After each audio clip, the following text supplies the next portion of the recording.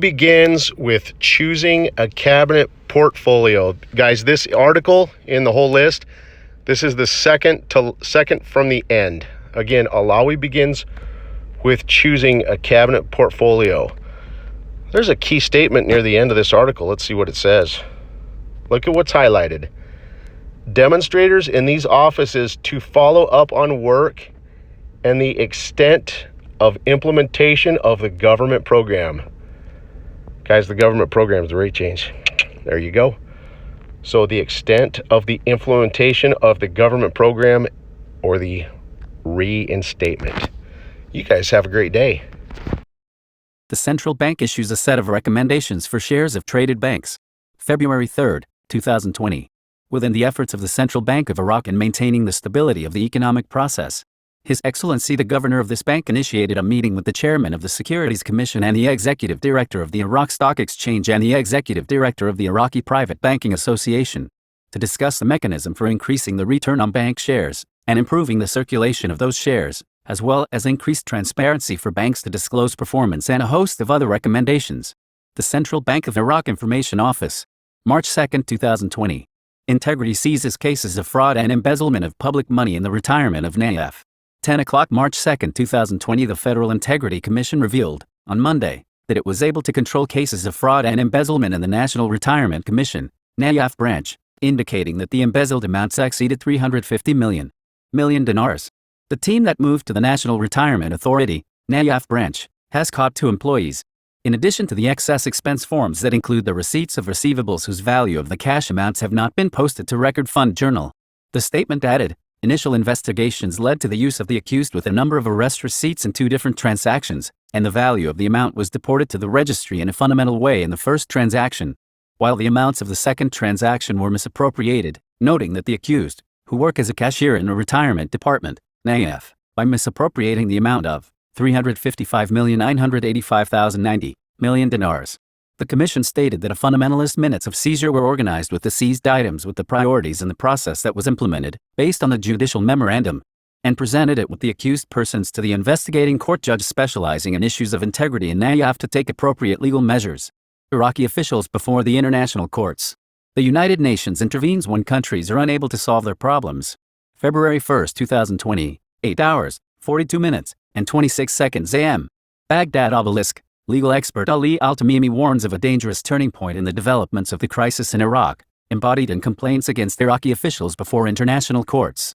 On charges relating to the killing of demonstrators, Al-Tamimi told Al-Masala, Sunday, February 2, 2020 that dozens of complaints were submitted to the International Criminal Court against Iraqi officials who hold foreign nationalities, while it is expected to increase their numbers.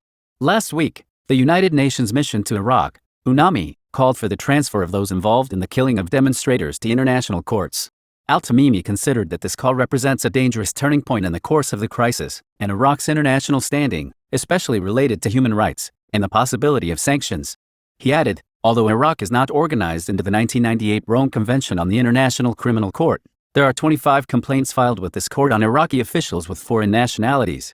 Al-Tamimi revealed that the Security Council can refer this file to this court, in accordance with its wide powers in the United Nations Charter, as well as that these crimes do not fall under the statute of limitations according to Article 28 of the law of this court. Al-Tamimi warns that the United Nations will intervene when the laws of countries are unable to solve their problems and get worse. On Friday, October 25, 51 protesters were killed throughout the provinces that witnessed demonstrations, while 1 member of the security forces was killed. The head of the Iraqi coalition, Ayad Alawi, had written in a tweet to him that the rulers and politicians of Iraq should be ashamed of the peaceful demonstrators demanding reform by asking for help from international and regional organizations to protect them, and they were being slaughtered by some security forces. Political expert, it was the expatriates' turn to support and liberate Iraq from the sweaty Iranians. February 4, 2020. Baghdad News. The political expert, Faisal Abdel Hussein, called on expatriates to support the revolutionaries in order to remove the ethnic Iranians from the country. Abdul Hussein told Al Ikhbaria that the Iraqi exiles from their homeland have come to support their brothers and side with everything that can be done. He added, the support will contribute to returning Iraq to the original Iraqis, returning the sweaty Iranians to their country, and Iraq will give them their own evil and the evil of Iran's rulers. Activist, forming a political party for the demonstrators as an opportunity to pull the rug out of sectarian parties. February 4, 2020. Baghdad News. Activist Rai al-Barzanji, The demonstrator confirmed that forming a political party for the demonstrators is an opportunity to withdraw the rug from the sectarian parties. In a post on her Facebook page, Al-Barzanji expressed her support for the idea of forming a comprehensive national party that crosses sectarianism and nationalism.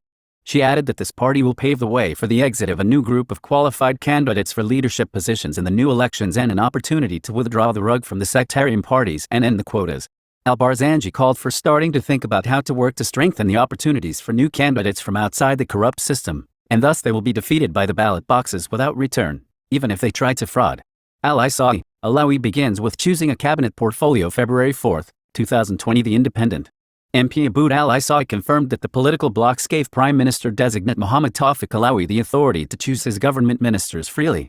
Al-Isa'i said in a press statement followed by The Independent today, Tuesday, that the political blocs gave Alawi the authority to choose the members of his government freely, provided that he chooses it according to his experience and communication with independent and honest personalities.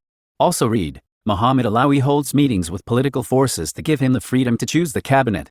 Al-Isa'i said that the MPs asked several questions for Alawi regarding the prestige of the state and security, as well as the rights of the martyrs of the demonstrations and the wounded, in addition to economic issues, and the fight against rampant corruption, as well as the mechanism for selecting the ministerial cabinet. He pointed out that Alawi also promised to open offices in the governorates that represent the Prime Minister's office, to follow up on the role of the provinces and state departments and communicate with demonstrators and groups of society from clans, academics, and unions, to follow up on people's concerns and demands, noting that there is an intention to involve representatives of the demonstrators in these offices to follow up on work and the extent of implementation of the government program.